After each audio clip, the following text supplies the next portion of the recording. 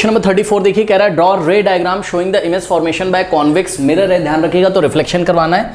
When an object is placed at infinity, अब convex mirror के दो ही तो केस होते थे, एक बार ऑब्जेक्ट कहाँ रखा रहता था, इन्फिनिटी पे, तो इमेज कहाँ बनती थी, फोकस पे, और बहुत ही छोटी बनती थी, ठीक है ना। जैसे कि ये कॉन्वेक्स मिरर कहाँ लगे होते हैं, ये एग्जाम्पल है हमारा रेयर व्यू मिरर जो होते हैं कार्स के, है ना, क्योंकि इन्फिनिटी पे जो ट्रक वगैरह भी होती है वो भी हमको much smaller than the object दिखाई पड़ती है, और कैसे दिखाई पड़ती है, वर्चुअल एंड इरेक्ट, सीधी दिखाई पड़ती है, मतलब जैसी ट्रक है वैसी दिखाई पड़ती है, हमारे रेयर व्यू मिरर में छोटी दिखाई पड़ती है, ठीक है ना। अब इसमें बच्चे कंफ्यूज हैं, बोल रहे हैं सर इसको एग्जाम में बनाएं कैसे, तो इसको बहुत तरीके से बना सकते हो। देखो बच्चों, ये पहला तरीका ये है कि ये कॉन्वेक्स मिरर है, ठीक है, यहाँ कहीं इसका पोल है, ये आपका पोल है, और ये क्या है, आपकी प्रिंसिपल एक्सेस है, यहाँ कहीं इसका फोकस है, ठीक। तो हमने क्लास में एक तरीका तो ये बताया है कि इन्फिनिटी से आती हुई रेज पैरेलल होती हैं। अब सर किसके पैरेलल होती हैं, वो प्रिंसिपल एक्सेस के पैरेलल होती हैं, कोई बात नहीं, लेकिन हमने एक ऐसे भी आपको बनवाया था, अगर आपको याद हो तो देखिए जरा, यहाँ से हम दो रेज पैरेलल लेके आए थे, एक रे तो यहाँ पे टकराकर ऐसे रिफ्लेक्ट हो जाती थी, ठीक है, और दूसरी रे हम पोल पे लेके आए थे, ये देखिए पैरेलल रे फर्स्ट और पैरेलल रे, पैरेलल, ये दो आपस में रे 1 रे 2 इंसिडेंट रेज हैं और पैरेलल हैं, ठीक है। तो ये यहाँ पे आती थी, यहाँ पे टकरा के ऐसे ये रिफ्लेक्ट होती थी, angle of incidence equals to angle of reflection. यहाँ पे भी अगर हम नॉर्मल ड्रॉ करें, नॉर्मल कहाँ से आ रहा होगा, इसके सेंटर ऑफ कर्वेचर से, ये हमने आपको बताया है क्लास में, ठीक है।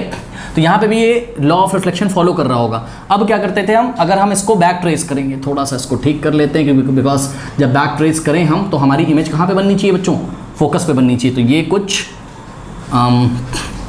ये ऐसे जब बैक ट्रेस करेंगे तो यहाँ कहीं आएगी, ठीक है। तो ये मैं अंदाजे से बना रहा हूँ, ये रिफ्लेक्शन हुआ, और इसको हमने अब बैक ट्रेस किया ऐसे, और ये वाली देखिए रिफ्लेक्टेड रे को हमने, बिकॉज यहाँ पे आईज अगर हम लगाएंगे तो ये रिफ्लेक्टेड रे हमारी आईज में जा रही है और ये वाली रिफ्लेक्टेड रे हमारी आईज में जा रही है, इन दोनों को ही तो हम बैक ट्रेस करेंगे। तो ये देखिए, ये रिफ्लेक्टेड रे नंबर 1 और ये रिफ्लेक्टेड रे नंबर 2, इसको हमने रिफ्लेक्टेड रे नंबर 1 को हमने बैक ट्रेस किया, और रिफ्लेक्टेड रे नंबर 2 को जब हमने बैक ट्रेस किया तो ये देखिए यहाँ पे ये कट कर रही हैं दोनों, ठीक है। यानी कि जो हमारा जो भी ऑब्जेक्ट था, मान लो उसका टॉप पॉइंट ए था, तो ए की इमेज यहाँ मिलेगी ए डैश पे, और बी की इमेज यहाँ पे मिलेगी बी डैश पे। तो देखिए बच्चों, ऑब्जेक्ट आपकी इमेज कैसी बनी बताइए, ये इमेज आपकी कैसी बनी बताइए, वर्चुअल एंड इरेक्ट, ठीक है। और दूसरा क्या हो गई बताइए, हाईली डिमिनिश्ड आप बोल सकते हो, या much smaller than the object, highly diminished बोल सकते हो, या क्या बोल सकते हो बताइए, much smaller than the what object. हाँ, और कहाँ मिली बताइए, behind the mirror at the focus, है ना। लोकेशन क्या हो गई इसकी, बिहाइंड, वैसे तो लोकेशन हमें पहले लिखनी चाहिए थी, चलो कोई बात नहीं, behind the mirror at the what focus. मेरे ख्याल से ये फर्स्ट पॉइंट होना चाहिए था, ये फर्स्ट हो जाएगा, और वर्चुअल एंड इरेक्ट वाला क्या हो जाएगा, सेकंड पॉइंट हो जाएगा, और हाईली डिमिनिश्ड वाला आपका थर्ड पॉइंट हो जाएगा, यही है। अब इसमें कोई डाउट होना नहीं चाहिए आपको, पर फिर भी बच्चे डाउट में हैं, तो देखिए आप नेक्स्ट डायग्राम ऐसे बना सकते हो। पता नहीं इसमें बच्चे क्यों कन्फ्यूजन, मैं क्लियर करता हूँ कि क्यों आपको कन्फ्यूज़न आती है, अभी ये भी मैं आपको क्लियर करता हूँ। देखिए बच्चों, यहाँ पे पोल है, दूसरा डायग्राम आप इस तरीके से बना सकते हो, यहाँ कहीं फोकस है, ठीक है, ये कॉन्वेक्स मिरर है। तो दूसरा डायग्राम आप देखिए, ये इतनी डिस्टेंस यहाँ पे लोगे तो सेंटर ऑफ कर्वेचर आ जाएगा कहीं पे, ठीक।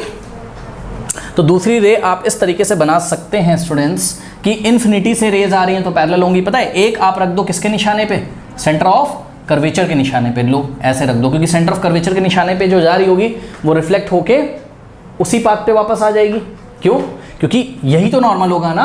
तो इंसिडेंट रे नॉर्मल के साथ 0 डिग्री बना रही, तो रिफ्लेक्टेड रे भी नॉर्मल के साथ 0 ही तो बनाएगी, मतलब सेंटर ऑफ कर्वेचर से जो लाइन आती है यहाँ मिरर पे वही तो नॉर्मल होता है, क्लास में आपको बताया हमने, ठीक है। तो ये देखिए, अब इसी निशाने पे हमने ये इंसिडेंट रे लेके आए तो रिफ्लेक्टेड ऐसी हो गई, और दूसरी बच्चों हम लेके आएंगे कहाँ पर, दूसरी रे हम लेके आएंगे इन्फिनिटी से आ रही है बच्चों, तो पैरेलल है, रे नंबर 1 है इंसिडेंट और रे नंबर 2 है, ठीक, ये पैरेलल कर लीजिएगा। इन्फिनिटी से आ रही तो दोनों पैरेलल होनी चाहिए जो इंसिडेंट रे हैं। अब यहाँ पर एंगल ऑफ इंसिडेंट ये रहा, तो एंगल ऑफ रिफ्लेक्शन ये रहा, ठीक। अब बताइए फर्स्ट रिफ्लेक्टेड रे कहाँ है, ये देखिए एरो हमने ऐसे दिखाया, भाई ये शीशे पे टकराई ऐसे कॉन्वेक्स मिरर पे, ये ऐसे चली गई, और इसको देखिए ये यहाँ पे टकराई पोल पे तो ये ऐसे चली गई। अब आइस में कौन कौन सी रेज आएंगी, एक तो ये वाली और एक ये वाली, तो इसको भी बैक ट्रेस किया तो सेंटर ऑफ कर्वेचर के निशाने पे तो थी ही ये, ऐसी आ गई, और इसको बैक ट्रेस करोगे स्टूडेंट्स तो आपका ये देखिए, ये देखिए, बताइए फोकस पे बना कि नहीं बना। ये देखिए सारे केस वही आ गए कि इन्फिनिटी पे है ऑब्जेक्ट तो कहाँ आएगा, ये सारे केसेस को फॉलो कर रहा है, आप चेक कर लीजिए, फोकस पे बना है वर्चुअल एंड डायरेक्ट। अब देखिए बच्चों कन्फ्यूजन क्यों हो रहा है इसमें, जो तीसरा डायग्राम है वो बहुत ही ईजी डायग्राम है, पर मैं उसको बनाता क्यों नहीं हूँ ये मैं आपको भी बता देता हूँ, बात समझिए जरा। ये देखिए बच्चों, यहाँ पे कहीं पे आपका पोल है, यहाँ कहीं आपका क्या है बताइए, क्या है, यहाँ फोकस है, और इन्फिनिटी पे रखे हुए ऑब्जेक्ट को बच्चे ऐसे बनाते हैं, बिल्कुल सही है। आपने प्रिंसिपल एक्सेस के पैरेलल 2 रेज लेके आए हैं, कहाँ से लेके आए हैं बताइए, इन्फिनिटी पे, क्योंकि एक पॉइंट की इमेज बनाने के लिए कम से कम 2 रेज आपको चाहिए। और देखिए बच्चों, ये जब प्रिंसिपल एक्सेस के जब पैरेलल आ रही है, ऑब्वियसली देखो इन्फिनिटी से आ रही, आपस में तो पैरेलल है ही, और आपने इनको प्रिंसिपल एक्सेस के पैरेलल भी करा दिया, बात समझिए। क्योंकि आपको रूल क्या पढ़ाया गया है कि भाई जो प्रिंसिपल एक्सेस के पैरेलल आती है वो आफ्टर द रिफ्लेक्शन फोकस से आती हुई नजर आएगी जब आप उसको बैक ट्रेस करोगे, यही आपने पढ़ा है। यहाँ पे हमने क्या किया, इन दोनों केसेस में हमने रेज इन्फिनिटी से लेके आए हैं। इन्फिनिटी से रेज जो आती हैं वो आपस में तो पैरेलल होती हैं, लेकिन ज़रूरी नहीं है कि वो प्रिंसिपल ऑफ एक्सेस के पैरेलल हों। तो ये देखिए इन्फिनिटी से रे नंबर 1 रे नंबर 2 आ रही थी, आपस में तो पैरेलल है, लेकिन ज़रूरी नहीं है कि प्रिंसिपल ऑफ एक्सेस के पैरेलल हो। बस हाँ, होना क्या चाहिए, होना ये चाहिए कि जैसे ही मिरर पे पड़े, जैसे ही मिरर पे टकराती है, तुरंत लॉ ऑफ रिफ्लेक्शन को फॉलो हो जाना चाहिए, बस ठीक। तो हमने फॉलो करा दिया। देखिए यहाँ पे ये देखिए इसका सेंटर ऑफ कर्वेचर यहाँ है, तो यहाँ से ये नॉर्मल, देखिए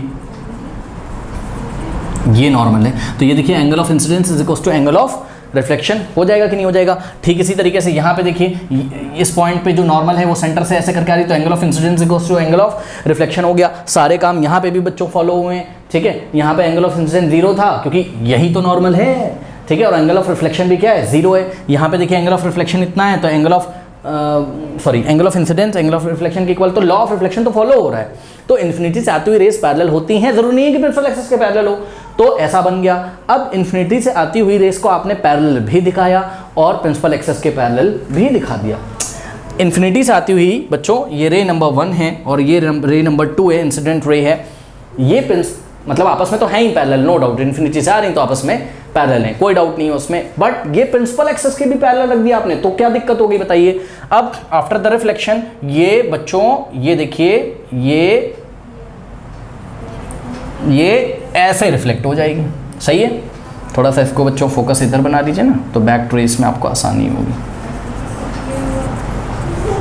सही है। ये रिफ्लेक्ट होके किधर से आते हुए नजर आती,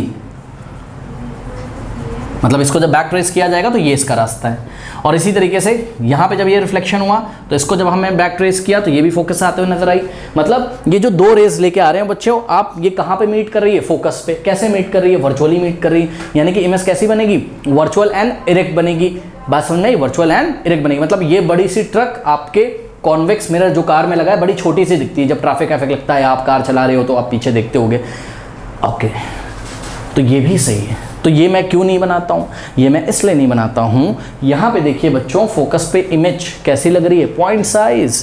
क्या बड़ा सा ट्रक पीछे वाला क्या पॉइंट साइज दिखता है? अगर पॉइंट साइज आपके कॉन्वेक्स, प्रैक्टिकली देखो, कॉन्वेक्स मिरर जो आपके कार में लगा हुआ है, रियर व्यू मिरर, उसमें अगर बड़ा सा ट्रक पॉइंट साइज का दिख जाता मान लो, तो आपको यही नहीं समझ में आता ना कि गाड़ी कौन सी है, ये ट्रक है कि स्कूटर है। अगर पॉइंट नजर आता है एक, तो आपको क्लियर ही नहीं होता। बात समझ आई कि नहीं आई? तो इसलिए मैं ये वाला प्रेफर नहीं करता हूँ। क्या एग्जाम में गलत कर दिया जाएगा? तो जवाब है नहीं, ये भी सही होगा, ये भी सही होगा, ये भी सही होगा। जो बनाना है आप यहाँ पे बना सकते हैं, ठीक है। लेकिन आप केस याद रखिएगा, इन दोनों में बच्चों फ़ायदा ये होता है कि थोड़ा सा दिखता है मुझे फोकस के ऊपर कि हाँ भाई ट्रक इतना बड़ा बना है, वो बड़ा सा ट्रक इतना बड़ा, मतलब बड़ा का मतलब छोटा होके बना है, तो दिख तो रहा है ना कि हाँ भाई इरेक्ट ट्रक दिख रहा है। मतलब ट्रक ऐसा है, अगर उसके पहिए नीचे और छत ऐसे ऊपर है तो ट्रक ऐसा ही दिखेगा आपको, ट्रक ऐसा नहीं दिखेगा आपको। यहाँ पे आप कंफर्म ही नहीं हो, ध्यान से चेक करो, ये तो पॉइंट साइज हो गई है। पर फिर भी क्योंकि वर्चुअल है तो इरेक्ट होगी, मैं मना नहीं कर रहा हूँ, चलो सीधी भी होगी ट्रक, लेकिन जो चीज़ पॉइंट साइज होगी तो आपको पता ही नहीं चलेगा कि ट्रक है कि बस है कि कार है, पीछे की स्कूटर है, क्या है। इसलिए मैं इसको प्रेफर नहीं करता हूँ। बाकी बच्चों फुल मार्क्स आपको तीनों केसेस में मिलेंगे, जो बनाना हो आप बना सकते हैं। ओके, कर लीजिए। सेकेंड केस है कॉन्वेक्स मिरर का। ऑब्जेक्ट कहाँ पर प्लेस है? At finite distance. इसको इन्फिनिटी मत पढ़ लेना गलती से। At finite distance from the mirror, मतलब दो ही तो केस होते थे ना आपके, एक बार ऑब्जेक्ट कहाँ होता था इन्फिनिटी पे और एक बार कहाँ होता था फाइनाइट डिस्टेंस पे। ओके, तो फाइनाइट डिस्टेंस पे जब होता था बच्चों तो आपका इमेज कहाँ बनता था, पोल और फोकस के बीच में, behind the mirror, virtual and erect and smaller than the object. ठीक है, बात समझ में आई। मतलब देखिए हमारी कार है, अब हमारी कार में जो रियर व्यू मिरर लगा हुआ है, अगर पास में भी कोई ऑब्जेक्ट आ जाए, हमारे बहुत पास आ जाए, बहुत पास का मतलब ये है कि finite distance from the mirror आ जाए, मतलब कुछ ऐसा केस हो जाए। देखिए ये पोल है और ये क्या है आपका फोकस है, तो इमेज यहाँ कहीं उसकी बन जाएगी। ठीक है ना, स्मॉलर देन द ऑब्जेक्ट ही बन जाएगी। एक्चुअल में देखिए बच्चों, इन्फिनिटी पे होगा ना ऑब्जेक्ट, तब तो आपकी इमेज कहाँ बनेगी, फोकस पे, बहुत छोटी बनेगी। जैसे जैसे ऑब्जेक्ट पास आता जाएगा, इमेज आपकी फोकस से इधर पोल की तरफ खिसकती जाएगी और साइज थोड़ा सा बड़ा होता जाएगा, लेकिन रहेगा काफ़ी छोटा ही। ऐसा ना समझ लेना कि इतना बड़ा हो जाएगा कि ऑब्जेक्ट आपको दिखाई नहीं, मतलब फुल ऑब्जेक्ट नहीं दिखाई पड़ेगा, ऐसा नहीं है। ठीक है, दिखाई पड़ेगा आपको। तो बस बच्चों फाइनाइट डिस्टेंस कोई ले लीजिए। यहाँ पर ये देखिए ऑब्जेक्ट ए भी हमने ले लिया है, तो सबने पढ़ा होगा। क्या करेंगे बताइए। अच्छा, यहाँ पे हमने आपको जो क्लास में पढ़ा है पोल से फोकस, और ये बच्चों ये जितनी डिस्टेंस है उतनी डिस्टेंस ये, तो ये हो गया आपका क्या, सेंटर ऑफ कर्वेचर। अब क्या करना है, यहाँ पर एक रे आप पैरेलल लेके आओगे तो कहाँ से पास करेगी बताइए, फोकस से, है ना। तो ये देखिए ये एक हम पैरेलल रे लेके आए, तो आफ्टर द रिफ्लेक्शन ये कहाँ से आते हुए नजर आएगी, फोकस से। तो निशाना ले लेते हैं बच्चों फोकस का, ये ऐसे, ठीक है ना, ये गई ऐसे रिफ्लेक्ट हो गई। अब बैक ट्रेस किया नहीं मैंने, पहले ही निशाना ले लिया, तो जब बैक ट्रेस होगा तो यहीं से तो जाएगी फोकस से, इसलिए इसको डॉट डॉट से दिखाया। और दूसरा स्टूडेंट्स, अगर आपको याद हो तो हम इसमें एक निशाना लेते थे किसका, सेंटर ऑफ कर्वेचर का, याद है आपको। तो देखिए आपको लेना हो आप पोल पे गिरा दो, क्या दिक्कत है, चलो पोल पे गिरा दो भैया, लो ऐसे दूसरा रे आया पोल पे, तो ये एंगल ऑफ इंसिडेंस है, तो उतने ही एंगल पे ये ऐसे रिफ्लेक्ट हो गई, ऐसे कर लो, क्या प्रॉब्लम है बताइए। अब आपके पास रिफ्लेक्टेड रे नंबर 1 ये रही, ये रिफ्लेक्टेड रे नंबर 1 है और ये रिफ्लेक्टेड रे नंबर 2 है। इधर आप आइस लगाइए, दोनों को बैक ट्रेस करिए, इसको बैक ट्रेस किया तो ये फोकस से आते हो, बिकॉज ये प्रिंसिपल एक्सेस के पैरेलल थी ना इंसिडेंस वाली। और इसको बच्चों अगर बैक ट्रेस करोगे तो ये कुछ इस तरीके से, ये देखिए, तो पॉइंट ए की इमेज कहाँ बन गई, ए डैश, यहाँ से परपेंडिकुलर ड्रॉ कर दीजिए, ये हो गया बी डैश, ये।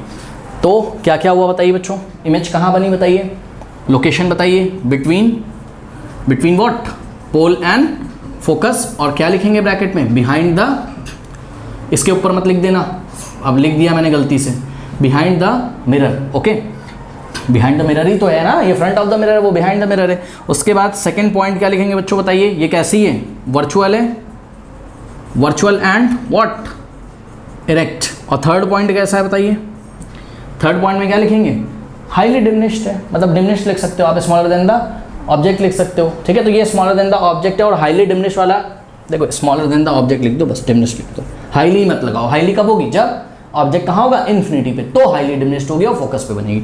तो स्मॉलर देन द ऑब्जेक्ट बच्चों, आप ब्रैकेट में इसको डिमिनिश्ड भी लिख सकते हैं। और इससे पहले वाला जो हमने केस किया था वहाँ आप लिख सकते हैं हाईली डिमिनिश्ड ब्रैकेट में। ठीक है, वेरी स्मॉलर देन, वेरी तो नहीं लगा सकते ऑब्वियसली, स्मॉलर हो गया तो स्मॉलर देन द ऑब्जेक्ट, और हाईली डिमिनिश्ड आप इसके पहले वाले केस में जब ऑब्जेक्ट इन्फिनिटी पे था तो वहाँ पे आप लिख सकते हैं। ओके, तो ठीक है, आप इसके पहले वाला जो केस था एक्चुअल में वहाँ पे क्या लिख सकते हैं मैं बताऊँ, much smaller than the object और ब्रैकेट में हाईली डिमिनिश्ड, ऐसे करके लिख सकते हो। ठीक है, कर लीजिए।